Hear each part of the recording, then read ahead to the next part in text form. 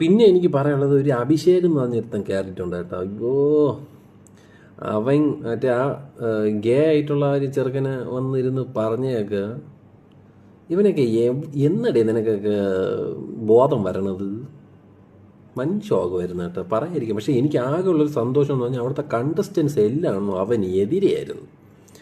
That shows in majority of our Keralites there are still some purus from the Lifebuoy ad which we can't do anything.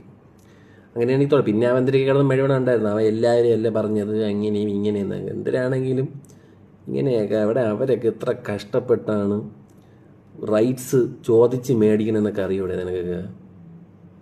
അവരെയൊക്കെ ജീവിതമൊന്നും നമുക്കൊന്നും ചിന്തിക്കാൻ പോലും പറ്റില്ല. അവരെ രീതിയിൽ നമുക്ക് നിൽക്കാൻ പറ്റില്ല. നമുക്ക് അവരെ ഫുഡിൽ നിന്നിട്ട് നമുക്ക് ചിന്തിക്കാൻ പറ്റില്ല. അതുകൊണ്ട് മിനിമം വായെങ്കിലും അടച്ചു വെച്ചിട്ട് അവരെ ജീവിക്കാൻ സമ്മതിക്കുക. എനിക്കതാണ് പറയാനുള്ളത്. ഒന്നാമത്തെ കാര്യം, അഭിഷേക് ജയദീപ് 4 വയസ്സുള്ള കൊച്ചു കുട്ടിയെ പറഞ്ഞൊന്നും ഇവൻ കാണില്ല, അതിന് മറുപടി പറയില്ല. കാരണം അവന്റെ വായിൽ പഴം പുഴുങ്ങി വെച്ചിരിക്കുകയാണ്, കണ്ണിൽ തിമിരമാണ്. രണ്ടാമത്തെ കാര്യം, അവിടെ കണ്ടസ്റ്റൻസ് ഭയങ്കര എതിരാണ്, നാട്ടുകാർ ഭയങ്കര സപ്പോർട്ടാണ്. അതുകൊണ്ട് ഫസ്റ്റ് ആയിട്ട് സേഫ് ആയിരിക്കണേ. അത് കൂടാതെ നീ കണ്ടസ്റ്റൻസിന്റെ വലിയ വലിയ ഡയലോഗ് അടിച്ചല്ലോ. ജാൻമണിയുടെ കൂടെ ബെഡ് ഷെയർ ചെയ്യുമെന്ന് ചോദിച്ചപ്പോൾ ഈ കണ്ടസ്റ്റൻസ് ഒക്കെ മുണ്ടും പൊക്കി ഓടിയത് നീ കാണൂല, നിന്റെ കണ്ണിൽ തിമിരം.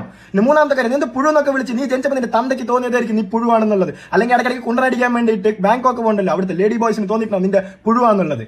ഇനി ലാസ്റ്റ് നീ എന്താ പറഞ്ഞല്ലോ അവർക്ക് റൈറ്റ്സ് എങ്ങനെയൊക്കെ മേടിക്കുന്നത്, എങ്ങനെ ട്രെയിനിൽ കൈകൊട്ടിട്ടാ? അതാ മലപ്പുറത്ത് പ്രൈഡ് മാർച്ച് എന്ന് പറഞ്ഞ തുണി വെച്ചിട്ടാടില്ല. അതുപോലെ നീ എന്താ അവരുടെ ഫുട്ടിൽ ആലോചിക്കണം എന്നൊക്കെ പറഞ്ഞു. നീ അവർക്ക് ഫ്രൂട്ട് അടിച്ചു കൊടുക്കുന്നതുകൊണ്ട് നിനക്ക് തോന്നുന്നുണ്ടാവും നിനക്ക് ഫുട്ടിലിരുന്ന് ആലോചിക്കാൻ പറ്റും. നാട്ടുകാർക്ക് അത് നോക്കേണ്ട കാര്യമില്ല. ഡിജനറസി കണ്ട ചോദ്യം ചെയ്യും. അവർക്ക് അവരുടെ ഐഡിയോളജി പ്രൊമോട്ട് ചെയ്യാൻ ഇതുണ്ടെങ്കിൽ അതേപോലെ അത് ഒപ്പോസ് ചെയ്യാനുള്ള അവകാശം എല്ലാവർക്കും ഉണ്ട്. നിന്റെ തന്തയുടെ വകയൊന്നുമല്ല ഇന്ത്യ.